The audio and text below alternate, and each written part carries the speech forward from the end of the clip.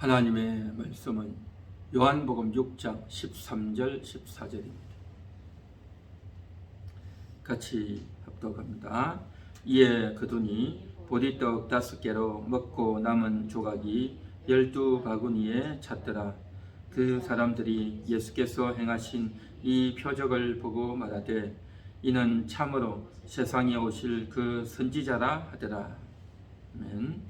오병이어의 기적입니다.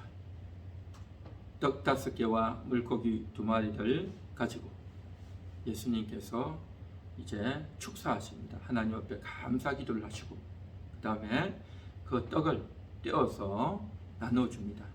계속 거기에서 떡이 나와요. 그래서 계속 나와서 남자만 5,000명이 먹고 바구니가 12바구니가 거두어졌다. 그렇게 말하고 있습니다. 그래서 놀라운 기적의 떡이었죠.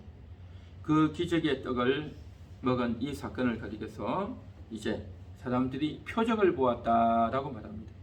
표적을 보았다. 그리고 이 표적을 보면서 이는 참으로 세상에 오실 그 선지자라. 그렇게 이야기를 하고 있습니다. 이 표적이라고 하는 것은 영어로 타겟이죠. 타겟. 그래서 사격을 할 때 타겟을 놓고 이제 사격 연습을 하죠. 연습할 때는 그렇게 하다가 실제에서는 이제 상대방 적군을 향해서 쏘겠지만, 그래서 타겟이라는 것은 표적, 목표물인 거죠. 그래서 이제 실물 대신으로 쓴 것이 이제 타겟이죠. 예수님이 오셨는데 그 예수님이 이제 실제이다, 진짜이다 라는 것을 보여주시기 위해서 이적을 보이셨다라는 것입니다. 떡을 먹었던 사람들이 이는 참으로 세상에 오실 그 선지자다라고 했는데, 이게 무슨 말이냐면 모세의 말에서 유래된 겁니다. 모세가 이제 출애굽해서 광야 40년을 지나고 이제는 요단강 동편으로 갑니다. 그 요단강 동편에서 바로 요단강을 건너간 것이 아니라 모세와 함께 그들이 그곳에서 한참 오랫동안 머뭅니다. 그래서 그곳에서 거듭 이제 가나안 땅에 들어가기 전에 있는 사람들에게 거듭 당부하고 거듭 명령한 내용, 이게 바로 신명기다라는 겁니다. 그래서 시내산에서 출애굽 1세대를 향하여 이제 너희가 가나안 땅에 들어가면 이렇게 해라 라고 해서 레위기, 민수기, 출애굽기, 레위기, 민수기에 말씀을 했다면, 이제 광야 40년을 거의 다 끝내고 요단강 동편에 이제 요단강을 건너기 직전에 모압 지역에서 이제 하나님 말씀을 전합니다. 이것이 바로 신명기의 말씀이다라는 거죠. 이 신명기는 출애굽 1세대 부모들이 다 죽고 그의 자녀들이 어른이 되고 그의 자녀들이 이제 가나안 땅에 들어가기 직전에 모세가 저들에게 권면하고 당부하는 그러한 내용이 신명기이죠. 자, 그래서 그 신명기 18장 15절에 보면 이렇게 말합니다. 내 하나님 여호와께서 너희 가운데 내 형제 중에서 너를 위하여 나와 같은 선지자 하나를 일으키시리니 너희는 그의 말을 들을지니라. 그렇게 말했습니다. 나와 같은, 모세와 같은 선지자를 일으킬 것이다 라는 겁니다. 모세, 그는 이스라엘 민족들을 인도했죠. 구원시켰죠. 출애굽시키고 구원시키고 홍해를 무사히 건너고 광야 40년을 건너면서 하늘의 떡을 먹이고 반석에서 물을 내고 놀라운 기적을 통해서 또 하나님 말씀을 통해서 저들에게 하나님의 뜻을 전했던 선지자 모세였죠. 이스라엘 백성들에게 있어서 잊을 수 없는 선지자 모세입니다. 그 모세가 이제 마지막 유언적인 설교로 남기면서 했던 말이 나와 같은 선지자를 이제 일으키실 것이다 라고 했는데, 이 나와 같은 선지자, 그가 바로 누구냐? 메시아다라는 거죠. 메시아.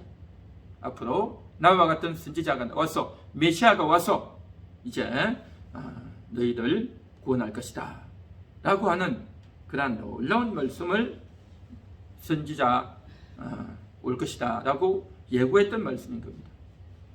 이 내용을 저들은 읽고 듣고 들으면서 입에서 입으로 아비에서 자식으로 전달되어서 저들이 다 듣고 알고 있는 내용이 바로 이 내용이었던 겁니다.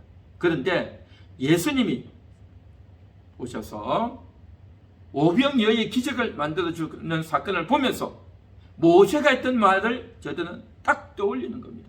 떡을 먹는 순간 모세의 말이 딱 떠올랐단 말이죠. 그 선지자가 드디어 왔다.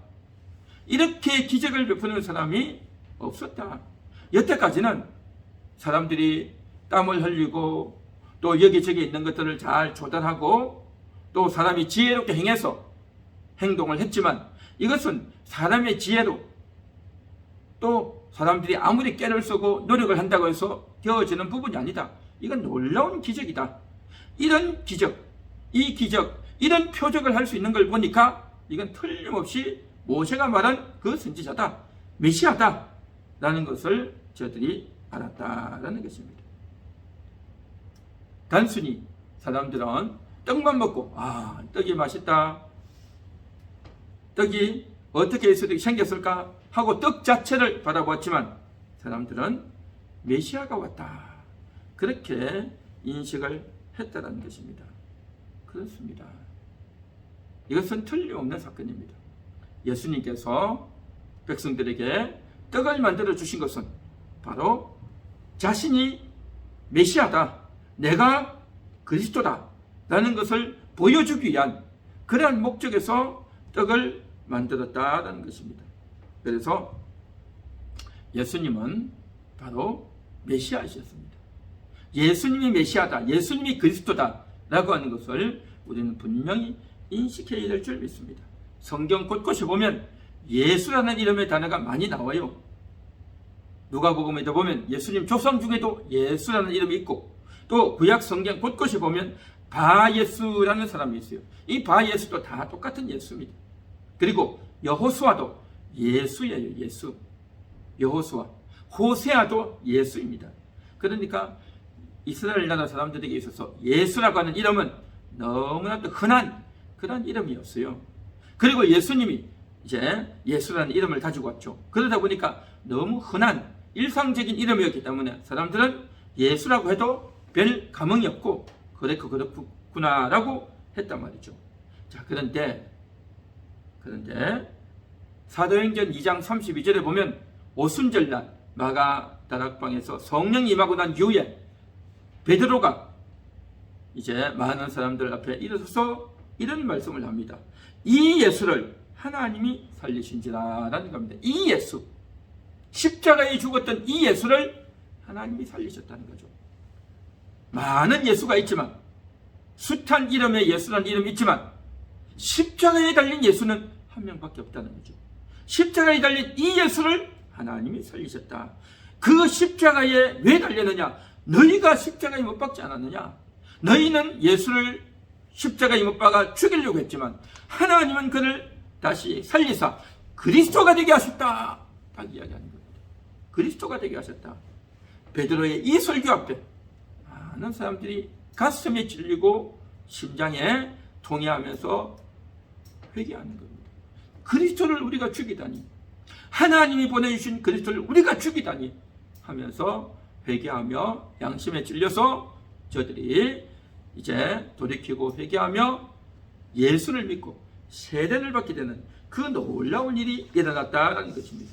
그래서 십자가에 달리셨던 예수, 그분은 바로 그리스도이셨다라는 겁니다. 그래서 겉으로 이름의 예수가 중요한 게 아니라 그리스도라고 하는 직분, 그리스도는, 예수는 이름이고 그리스도는 직분인 겁니다. 직분.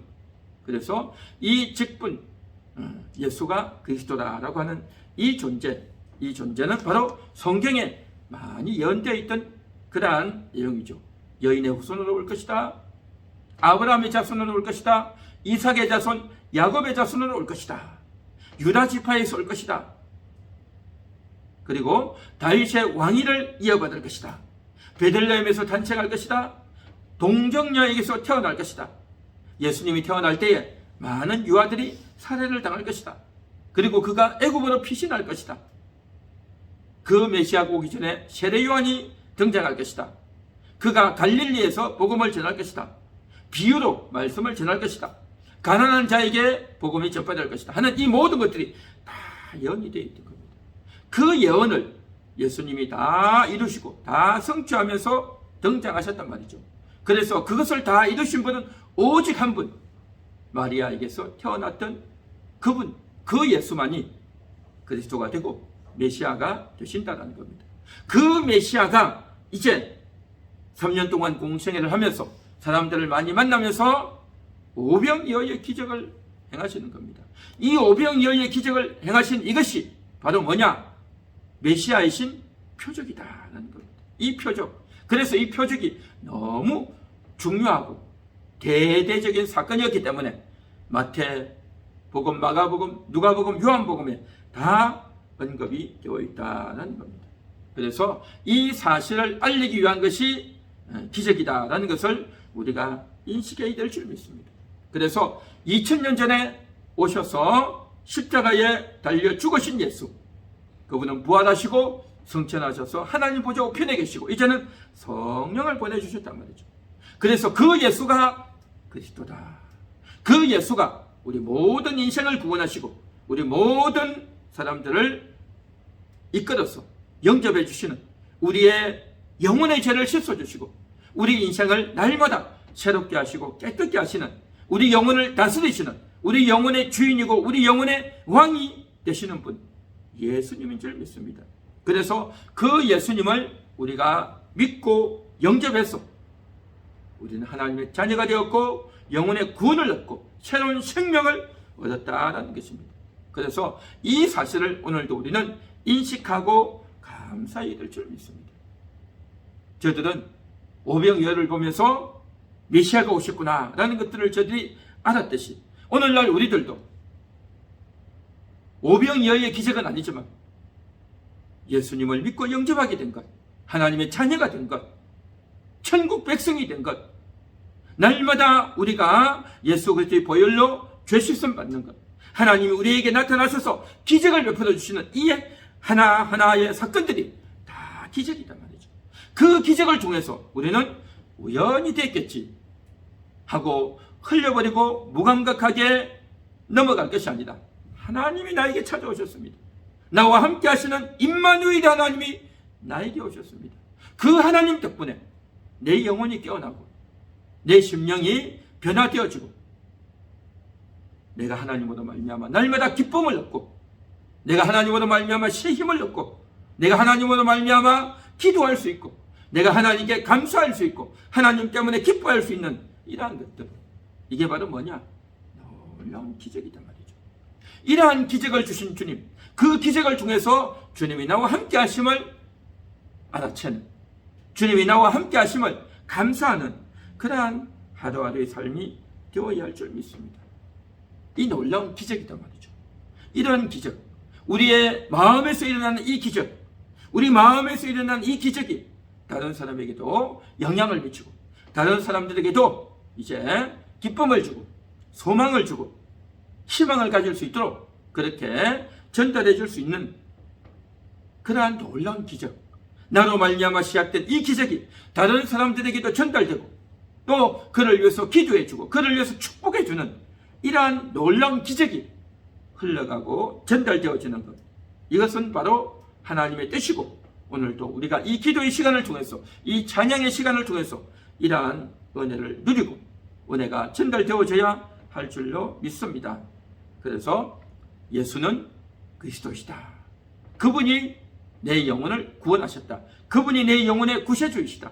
그분이 내 인생의 주인이고 내 인생의 왕이다 하는 것을 고백하고 인정함으로 말미암아 우리 심령이 다스려지고 또 그렇게 되기 위해서 기도해서 어려운 영혼들, 또 연약한 영혼들, 게으른 영혼들, 병든 영혼들, 잠든 영혼들을 일깨우고 또 저들을 위해서 중보하고 기도하는 그러한 오늘 저녁에 기도의 시간이 될 수 있기를 간절히 소망합니다.